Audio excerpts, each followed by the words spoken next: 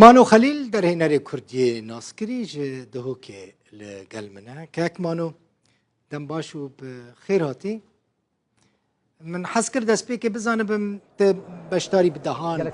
فستیوال ناف دولتی بویا و تا گلک خلاط جستاندنه ده فستیوالا دهوکه یا نهمین و جاره چاوادید گلک سپاس ایوار باش بو توا از گلک خوشم گوز سر اقرانین روداوی به تماشاوان اربا خرم تماشاوان کردستان را دهوکه را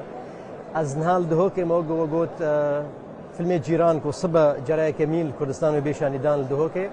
حتی رجا ایرو از بیجم بهتری 107 فستیوال ناو دولتی هاتی شانیدان فستیوال چه امریکا بو چه هنده یعنی کره یعنی همه حچار پرچه کرد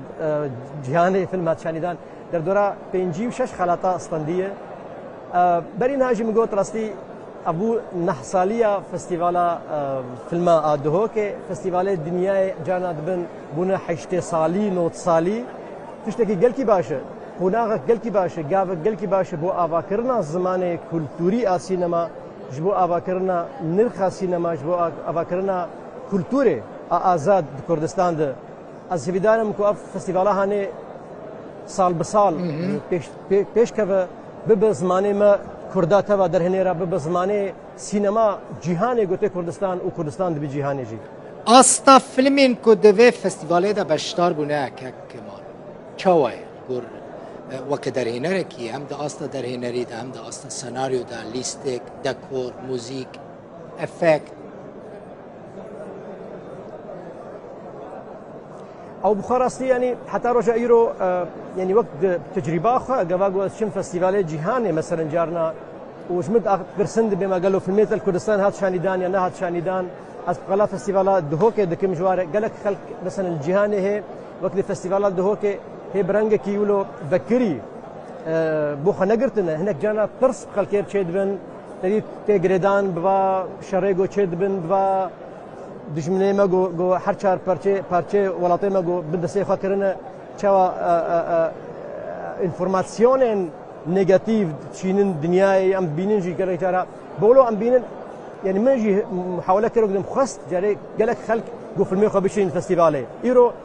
ام بين قالك بياني هاتنا قالك فيلم بياني هاتنا قالك خلق جبشي دي ايغوت فيلم دكار دكن يعني مثلا جستافي ما ايغوت فيلم متكرن جو برودكسيون هاتنا خلق ايغو ديزاينر فيلم دكار كرن هاتنا اي ديكور كار كرن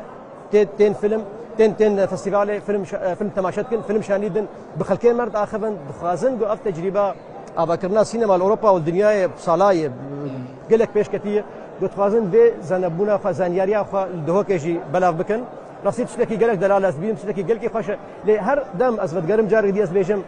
افنا مسؤوليك يعني بيجن لستي حكومتها ما كردي دي كوكارب زمان سينما برنج جيتي مصدر علي كاريبك نتني فستيفال دهوكي قوم كارب مثلا ازمان وخليل فيلم خبينم فيلم جيران بينم فستيفال دهوكي وبشي دروجا سيروجا فستيفال بيغرتن وفيلم نما بيشانيدان ام بوم قالكي جرينج وقت در هنرك وقت برودوسنت كي فيلم كردي غوس كارب فيلم خ د السينما دل كردستان دي شاني بدم و افم كانيج مرحبا جي سينما واني كردر و كاربن فيلم خ لكردستان السينما دي شاني بدن قوم كاربن اف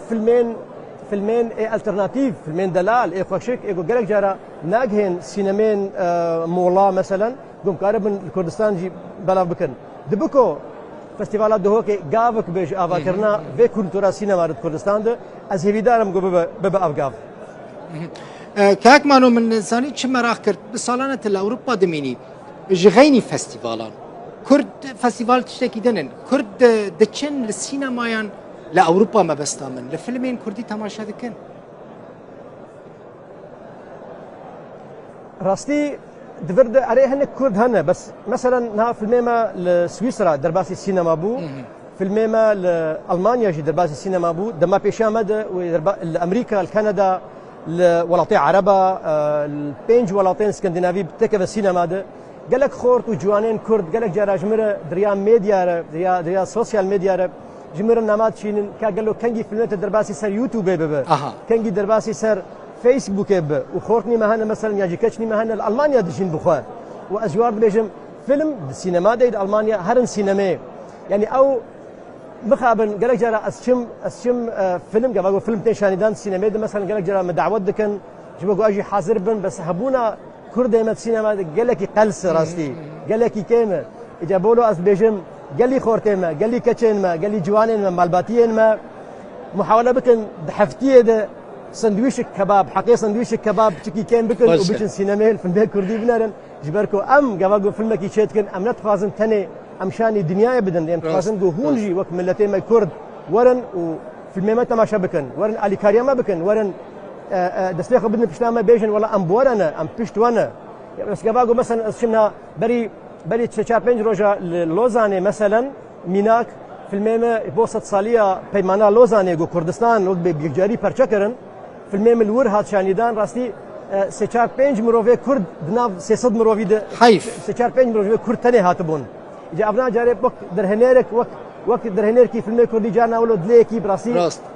دیشه شوطه ام بیجن بوچه هونجی وقاسی علی کاری ناکن علی کاری بکن ورن سینما بچن سینما وای کلتورا وای ام تفاضل شان دنیا یج بدم ریا وره مانو گالکی سپاس براستی جی کردین ما بچن سینما اسپا گالکی دچم سینما حز دکم من گالک جاران به درج گوتیه بلیتن چونا سینما جینا گالکی بان هم کردستان هم جی لدروای کردستان بچن سینما هویت دل مانو خلیل دجی